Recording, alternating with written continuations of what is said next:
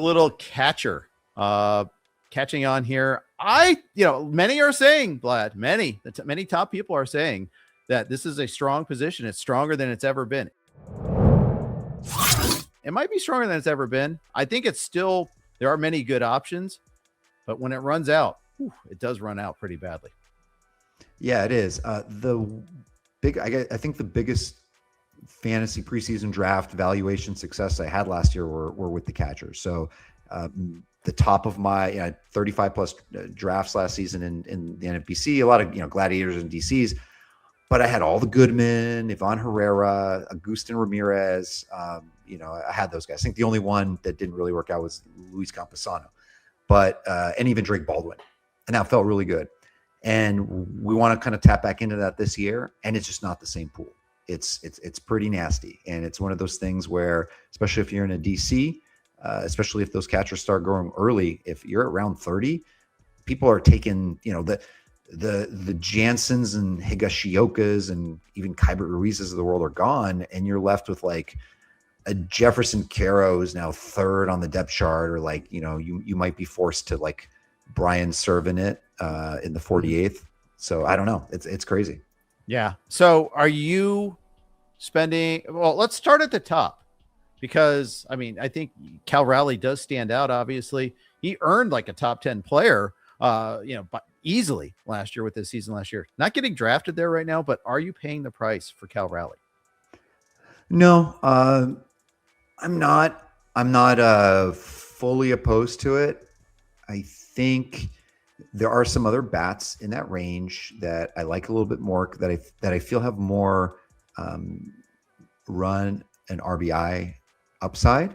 Mm-hmm. Like, I'll mention some of those guys in a bit, but and without the massive batting average risk. I think that's really the one thing with Cal Raleigh, and kind of the reason why he is, I guess, sort of a fade, because if he does fall back into listen, even if it's 40 home runs, that's great, but and it's very possible. But prior to that season, he was a 28% strikeout rate guy with a 220 career average.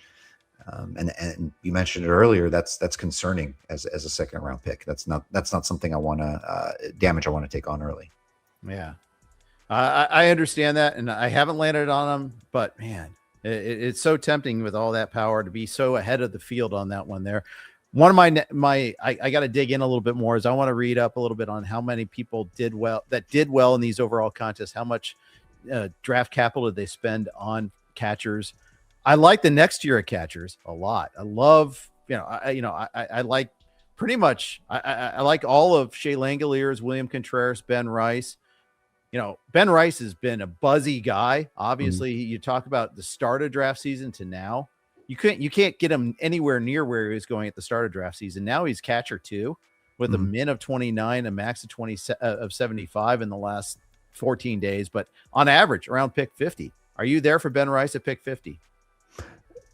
No, as much as I want to be, it's even hard for me to click on him over Wilson Contreras, to be honest. Like Wilson Contreras has just been the rock there for so many years, and I understand, Ben, not overly worried about signing Paul Goldschmidt. I think Paul Goldschmidt's got a little bit left in the tank. It'll take some time, but Ben Rice definitely feels like a rising star. You'd like to see him in the lineup every day, but I don't know. Aaron Boone, known to do weird things, and I don't know. The helium is so high.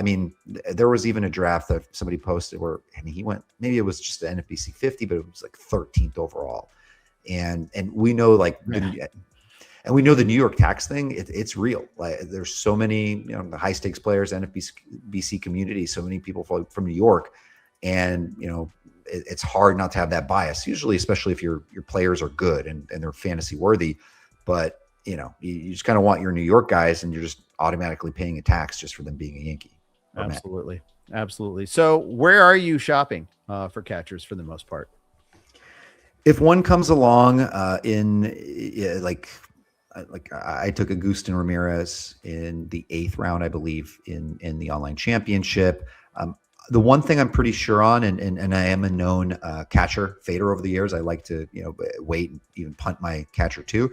This year I'm not doing that as much. I usually want to grab my second one by the guys that are going around 180, 200. So that's like Francisco Alvarez, Kyle Teal, even Carter Jensen's been tempting. He's the guy that I grabbed as one of my catchers there a couple rounds after his ADP. Love that hit rate with Carter Jensen for sure. Worry a little bit about the Ks, but for sure. But that's the trade-off. Yeah, and that's another guy, like he has a good camp. You're going to see him rise up. So yeah, there are guys there. I've got a alarm thing going on. Make sure that's not. Yeah. All right, there we go. All right. Everything okay? I hope. I'm gonna text the fam if someone's coming in. I'm gonna tell them to wait because it's I'm on with Jeff and everybody. Yes, exactly. The fire can wait. Come on, dinner is done. Yes, that's right. Target, fade, breakout. Let's play that game again. Who's your target? I really like Francisco Alvarez. The one thing I'm into this year, and it's the first time like in a very long time, it's the Mets. For me, I feel like the Mets have always been cursed. There's a nice bunch of guys there. I think things changed for them a little bit more. I think they'll be a lot more of a harmonious locker room. Pitching staff's not perfect. There are obviously some issues, but I think the Mets have some good luck bouncing their way. And Alvarez, just him's potential to stay healthy. The good team mojo. He's only it feels like he's like 28, but he's not. He's 24. He has the potential to be like top 5, top 6 catcher. All right. Let's talk a little bit about fade here for a catcher. What do you got at fading catcher there?